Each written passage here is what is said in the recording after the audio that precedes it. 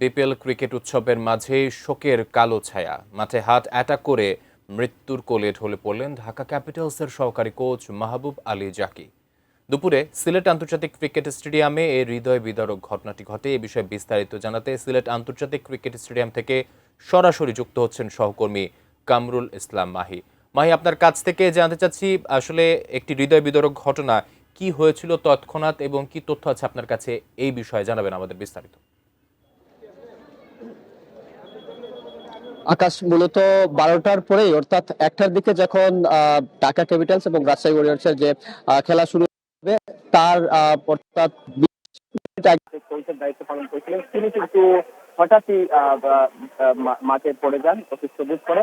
তারপরে তাকে আসলে হাসপাতালে নেওয়া হয়। সিলেট নগরীর আল-হারামাইন হাসপাতালে নেওয়ার পরে কর্তব্যরত চিকিৎসক আসলে তাকে মৃত ঘোষণা করেন এবং তার এই মৃত্যুর খবর আসলে যখন স্টেডিয়ামে আসে, অর্থাৎ তখন ঢাকা ক্যাপিটালের খেলা চলছিল, তখন কিন্তু একটা হৃদয় বিদারক দৃশ্যের অবতরণ আমরা লক্ষ্য করেছি এবং তার মৃত্যুর খবর পেয়ে তাৎক্ষণিকভাবেই বিসিবির পরিচালক আমিনুল ইসলাম বুলবুল এবং অন্যান্য পরিচালক যারা সিলেটের মুহূর্তে অবস্থান করছেন তারা হাসপাতালে ছুটি দিয়েছেন।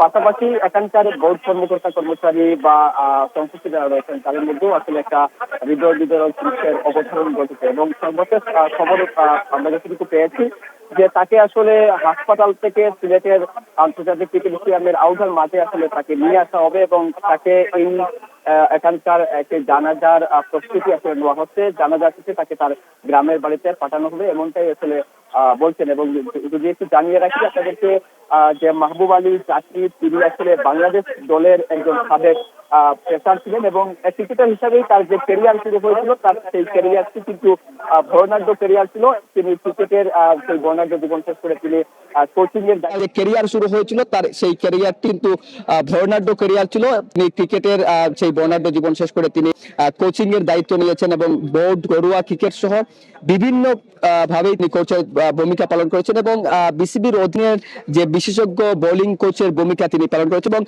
মাশরাফি তাসকিনদের তিনি আসলে কোচের ভূমিকা পালন করেছেন। বিশেষ করে 2016 সালে যখন তাসকিন আসলে নিষেধাজ্ঞায় পড়েছিলেন তখন আসলে তাসকিনকে তারই অধীনে আসলে রাখা হয়েছিল এবং তাসকিনকে এই যে বিষয়টি তাসকিনকে তার দুর্দান্ত পারফর্মে ফিরে নিয়ে আসার পেছনে কিন্তু এই মাহবুব আলী জাকির ভূমিকা রয়েছে। তো সব মিলিয়ে বলা চলে মাহবুব আলী জাকির মৃত্যুর খবর পাওয়ার পরে কিন্তু সিলেট আন্তর্জাতিক ক্রিকেট স্টেডিয়ামের এখানকার কিয়ামতি কিংবা বোর্ড সংশ্লিষ্ট যারা রয়েছেন তারাই কিন্তু সুখে কাতর হয়ে আছেন এবং সন্ধ্যার সময় আসলে তার জানাজা হওয়ার কথা আমরা সর্বশেষ পর্যন্ত পেয়েছি। তো এই ছিল সিলেট আন্তর্জাতিক ক্রিকেট স্টেডিয়াম থেকে আমার কাছে সর্বশেষ।